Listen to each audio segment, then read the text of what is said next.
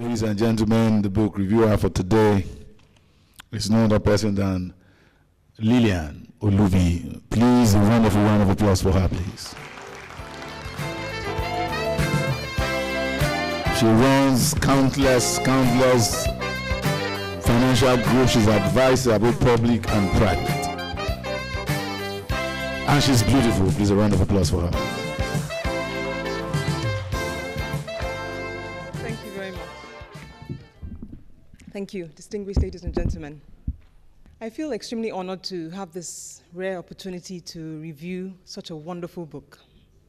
You see, I've known Papa Sam, as I fondly call him, you must excuse me, or I must crave your indulgence. As a reviewer, I believe I'm meant to be sounding all professional and be calling him the writer as I speak, but he's Papa Sam. He has always been Papa Sam, and so you have to allow me breach the protocol and just, flow in my comfort zone as I give this brief speech. So I've known Papa Sam for many years. And those of us who know him would agree with me, if we know him well enough, that he's a man that is very endowed with certain proficiencies. One is of intellect and another of oracy. You speak to Papa Sam and the way that he strings his words and his thoughts together, you'll be wondering to yourself, but this thing, I wanted to say the same thing, but he knows how to bring it in such a way that nobody else can. In addition to this, he's also a man who deeply yearns and has a deep heart for God. And so you combine these elements, and you know that you have a very dangerous weapon in your hands, a positively dangerous weapon. So when Papa Sam mentioned to me that he had written this book, I was very excited that he had finally taken the step to share this profundity with the world. But I was also a little concerned or skeptical, because sometimes there are people who are great speakers who are not necessarily great writers.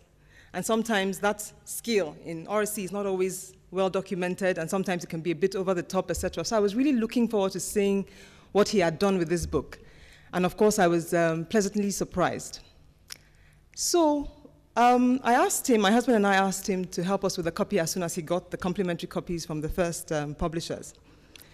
And as soon as I got the book, which he sent as soon as he had received them, I just looked at it and I was just smiling. Mr. Okmogba had mentioned the elegance in the cover and the book cover. And I looked at it, I saw the scroll, I saw the time ticking, I saw the candlelight, and I said, yes, Papa Sam has arrived. I opened the book, I saw the beautiful layout, because reading is such a visual experience. I know it's about content, but oftentimes, I always say, because someone like me, I have very limited tolerance for poorly written books. And, I say that, good content is there, but it must be easy on the eyes. And so I started to open this book, and I started to just look through. It was evening time, and I wasn't planning to read the book. I said, let me just look through and see what, the introduction is and a summary, so I could take my time later. Needless to say, I could not put it down. It was in the evening, I laid in my bed as I was reading it, and I read and read and read until it was nighttime. I slept, and the next day after work, I picked up the book again and read and read and read until I completed it. I saw Papa Sam a few days after that. I think it was about 2 days, and I said to him something that I will share with you. I said, Papa Sam, your wisdom is akin to that of a modern-day Solomon, that the delivery and the depth of your mind is a rarity, and that whatever you must do to get this book to the world, you must do it.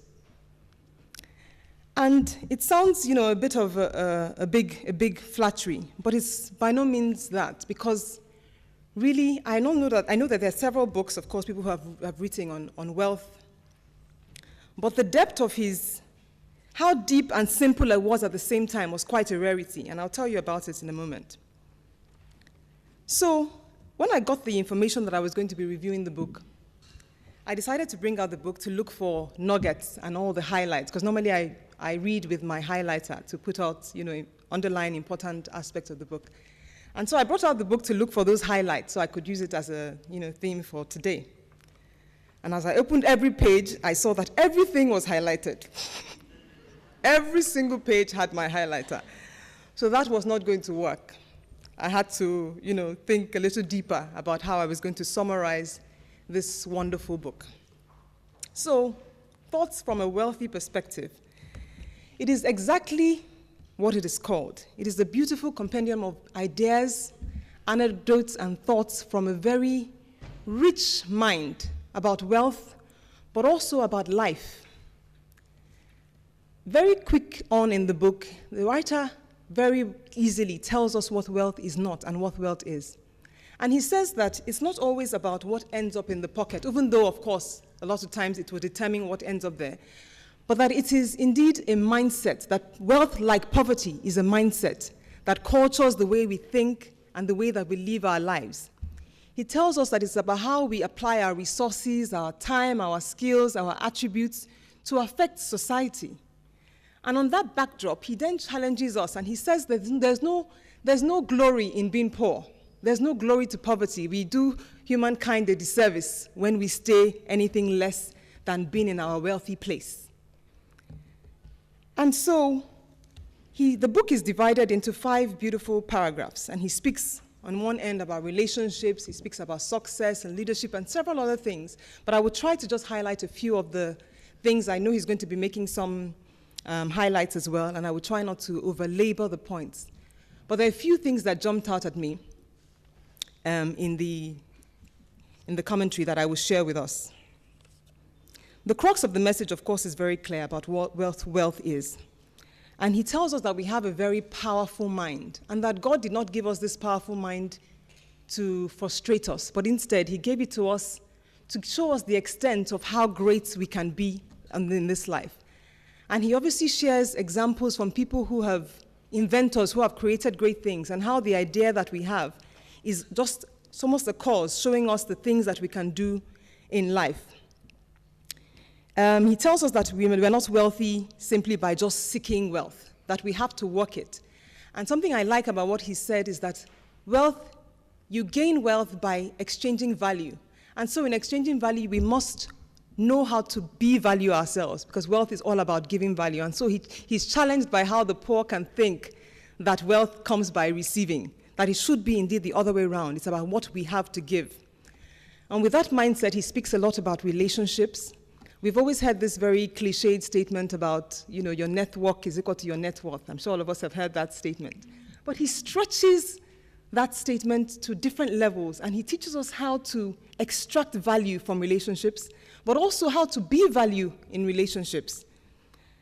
He's very brazen, he's unapologetic, but as hard as he comes, he's also very humorous in many ways, and very light-hearted. So you're reading it, and you're reading some heavy truths, but in between you're laughing, and you're doing the and the ahs, but it's the message is sinking in very powerfully.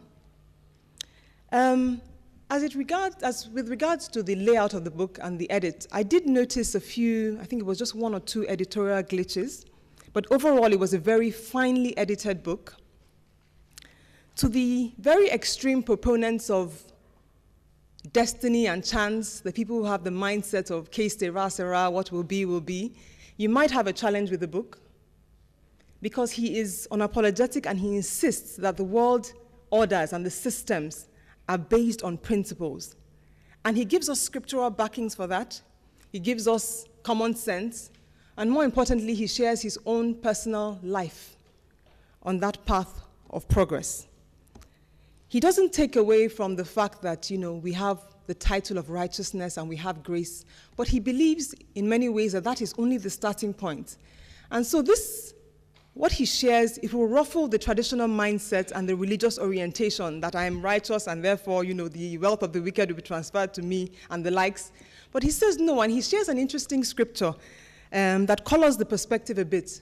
And the scripture with the 10 talents, where the gentleman who had worked his talent and brought in more was called the righteous man.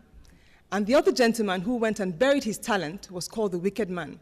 And so in a form, he challenges us as to really what this righteousness and unrighteousness could mean. And he stretches our minds to think about what God expects from us as believers. And he speaks of several other things in the book, many of which I cannot even begin to bring up, of success, of blame, of relationships, of love, of planning, every aspect. And no matter the strata and area that we are in life, there's something in there for everybody. There's nothing that you would read here that will not sort of, jolt you and try and propel you to your next level. And so I was really, really blessed to learn from it. Allow me to sound a little philosophical as I round up with sharing a quote from Isaac Newton, his law of motion. And he said, a few of you might remember it, that an object will stay in a uniform place of motion until an external force is impressed on it. I assure you this book, Thoughts from a Wealthy Perspective, is an impressed force on an indolent mind. And the writer aptly describes in the beginning introduction, where he quotes from a scripture, I believe it's 1 Corinthians 13:11, where he says, when I was a child, I thought as a child, I acted as a child, but now I'm a man, I have put away childish things. And this book really is meat for men. And by men, of course, I mean men and women. Men in a generic form. And so it is a great book. It is by all means a keeper's item, meaning that you must buy this book, you must keep it, refer to it time after time.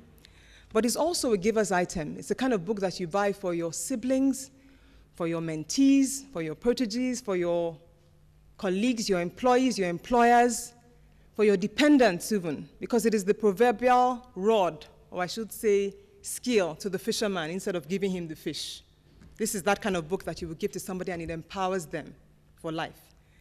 And so, to Papa Sam, he's not here, but I say that he has written a very, very, very, very good book. Okay, he's here. I didn't see him earlier. You have done well, Papa Sam.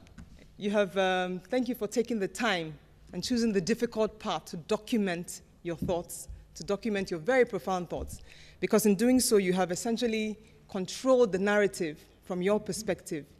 Your enlightening, your very thought-provoking, and extremely wealthy perspective. Thank you.